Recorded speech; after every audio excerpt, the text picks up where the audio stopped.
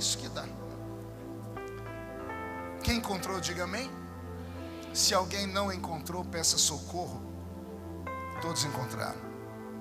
Mas, como está escrito, aquilo que os olhos não viram, aquilo que os ouvidos não ouviram, aquilo que não subiu ao coração do homem, é o que Deus tem reservado para aqueles que o amam.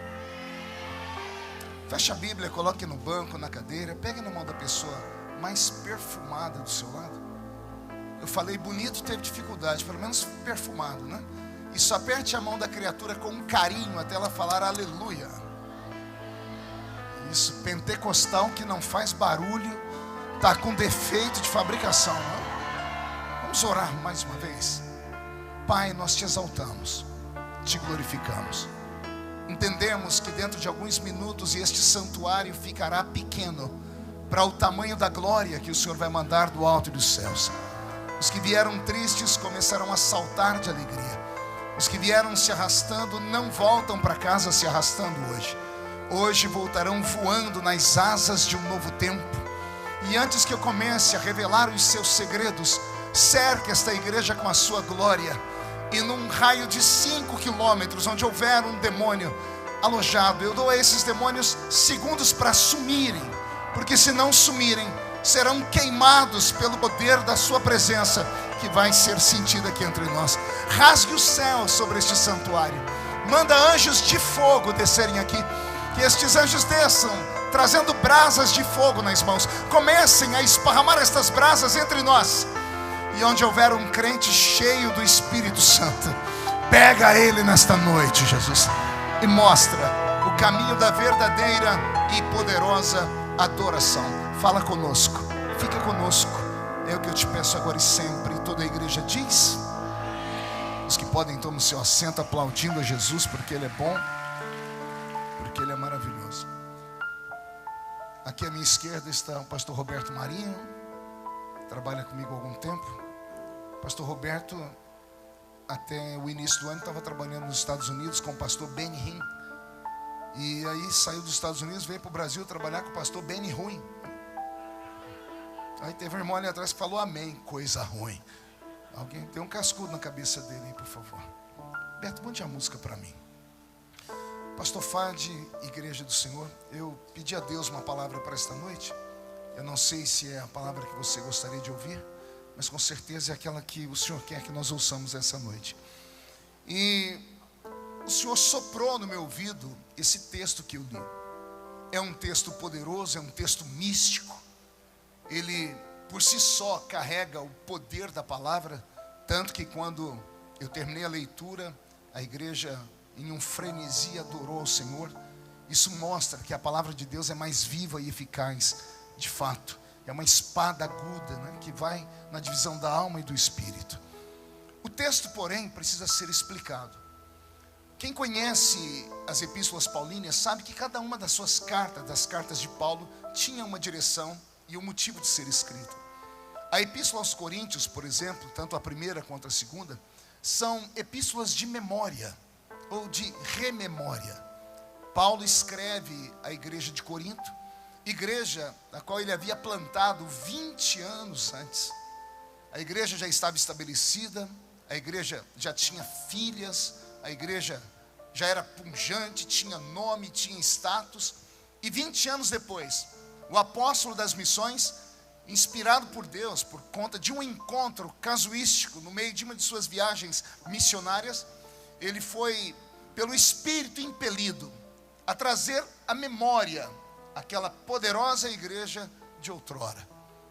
Paulo, quando chamado pelo Espírito do Senhor, teve a escolha de querer pregar para os judeus ou a escolha mais difícil, pregar para os gentios. E não bastasse ter ele escolhido pregar para os gentios, ele resolve pregar para os gentios que menos dificuldade, que menos necessidade tinham, aparentemente falando, de serem confrontados com um evangelho que trazia não apenas a cura interior, mas também a prosperidade. Paulo poderia ter descido à cidadezinha de Tebas, que faz a divisa entre Israel e o Egito. Poderia ter entrado no Egito, que é o primeiro país da África, que faz ali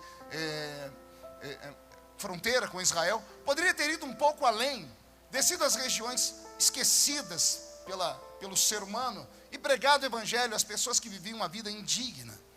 Uma coisa é você pregar o evangelho para quem tem necessidades, outra coisa é pregar o evangelho para pessoas que não têm necessidade aparentemente de nada. Quer ganhar muitas almas? Junte um grupo de amigos, empresários, consiga aí uma passagem, pague em 12 vezes se for preciso, vá para o continente africano. Chegando lá, alugue um caminhão, vá em um mercado, compre bastante comida e roupa e saia pelos rincões daquelas aldeias. E quando você anunciar que tem comida e roupa para aquele povo, depois de dar comida e roupa a eles, diga a eles que quer a atenção deles para anunciar o evangelho.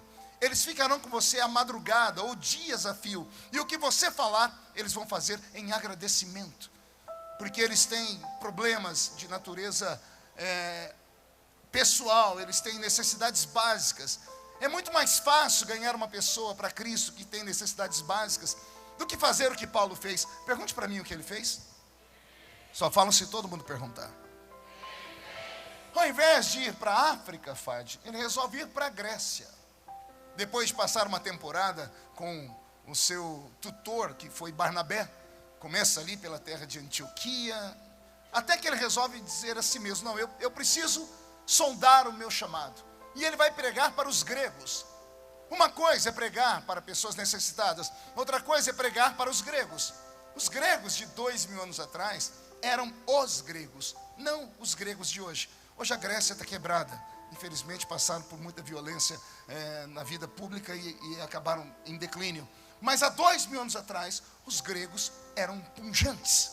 Pense num povo que tinha pelo menos 4 qualidades que nenhum outro povo tinha. E se tinha uma qualidade, não a outra. Os gregos tinham as 4.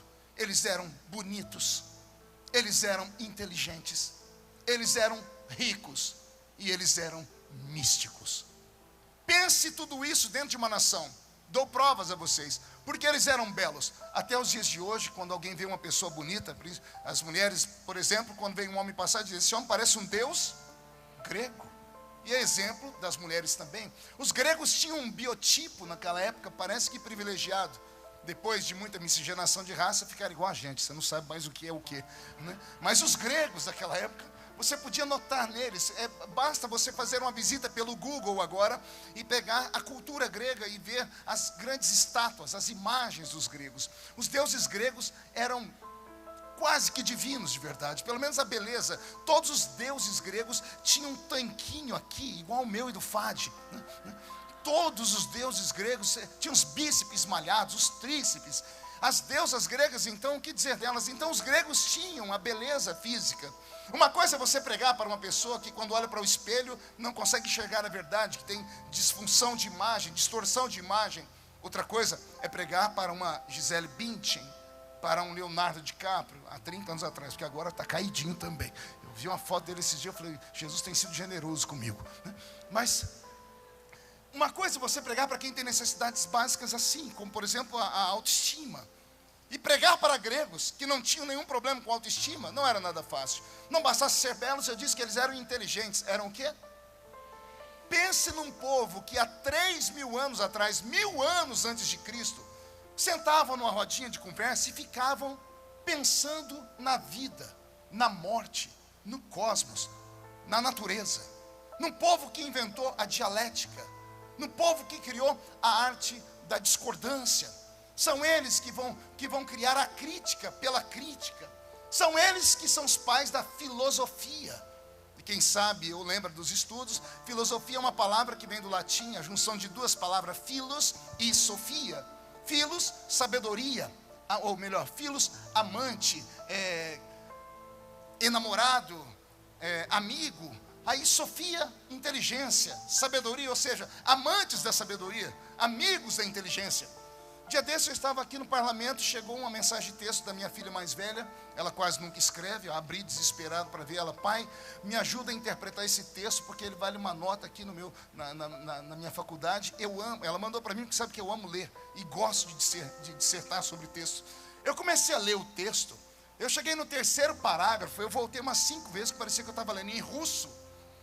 Eu falei: não, eu quero ver quem escreveu esse trem. Quando eu rodei para cima, lá embaixo estava Platão. O infeliz Desde o Platão, viveu 3.000 anos atrás, e até os dias de hoje, os professores que têm um QI acima da média, os que estudam, querem fazer os nossos filhos interpretar o que Platão disse, e a gente não compreende bolhufas. E eu só falei de um grego. Eu poderia citar aqui Sócrates, Aristóteles e outros mais. Pense num povo que tinha um QI avantajado, o cérebro deles era expandido. Eles tinham beleza e tinham inteligência. Uma coisa é você pregar para um ignorante, que só tem 2 dentes na boca, o zagueiro e o atacante. Outra coisa é você tentar pregar para um professor aqui da UNB. É muito diferente, porque a pessoa que tem uma mente científica, ela se julga dona de todo o saber. É claro que toda regra tem exceção, nem todos são assim, mas a grande maioria é. Pense num povo que além de ser bonito e rico, ou além de ser bonito e inteligente, eram ricos. Quem conhece a geografia bíblica vai se lembrar da cidade de Éfeso. Quem já leu sobre Éfeso na Bíblia? Éfeso não era só uma cidade, era uma megalópole. Em baixa temporada, 500.000 habitantes. Estamos falando de uma cidade de 2.000 anos atrás, 2 milênios atrás, que tinha 500.000 habitantes. Em alta temporada, 1 milhão de habitantes. Era uma megalópole. Pense numa cidade que era passagem obrigatória das pessoas que naquela época tinham condições de navegar pelo mundo. Não havia avião, não havia carro. Era apenas camelo, burrico, pés ou navio.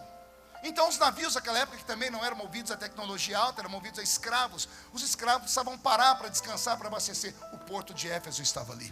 Em Éfeso estava uma das 7 maravilhas do mundo antigo, o templo da deusa Diana, a Diana dos Efésios. A riqueza toda estava acumulada sobre os gregos. Os gregos que eu estou falando